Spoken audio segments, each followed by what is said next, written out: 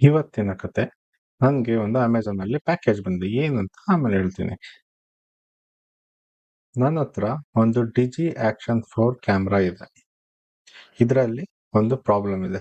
SD card slow ಅಂತ ತೋರಿಸ್ತಿದೆ. So ನನ್ನ ಹತ್ರ ಇರೋ SD ಕಾರ್ಡು SanDisk 130 MBPS. ಇವಾಗ ಇದು ಬೇಡ. ನನ್ನ ಹತ್ರ ಬಂದಿರೋ ಪ್ಯಾಕೇಜ್ SD ಕಾರ್ಡ್ 256 GB ಇರೋ ಅಂತ 200 MBPS ಸ್ಪೀಡ್ ಇರೋ SD ಕಾರ್ಡ್. ಆಕ್ಷನ್ ಕ್ಯಾಮ್ರಾಗೂ ಪ್ರಾಪರ್ ಆಗಿ ಸೂಟ್ ಆಗುತ್ತೆ. ವಾಟರ್ ಪ್ರೂಫ್ ಆಗಿದೆ, ಮ್ಯಾಗ್ನೆಟ್ ಪ್ರೂಫ್ ಆಗಿದೆ, ಎಕ್ಸ್ರೇ ಪ್ರೂಫ್ ಆಗಿದೆ, ಶಾಕ್ ಪ್ರೂಫ್ ಆಗಿದೆ. ಸೂಪರ್ ಅಲ್ಲ? ಓಪನ್ ಮಾಡುತ್ತೆ. ನನ್ನ ಹತ್ರ ಇವಾಗ 2700 rupees SD ಕಾರ್ಡ್ ಇದೆ. ಸೊ ಇದು ವರ್ಕ್ ಆಗಲಿ ಅಂತ ಅಂದ್ಕೊಳ್ತೀನಿ. ಯಾಕಂದ್ರೆ ಓಪನ್ ಮಾಡಿದ್ಮೇಲೆ ವಾಪಸ್ ತಗೊಳ್ಳಲ್ಲ. ಎಸ್, ಪರ್ಫೆಕ್ಟ್ ಆಗಿ ಮ್ಯಾಚ್ ಆಗ್ತಾ ಇದೆ.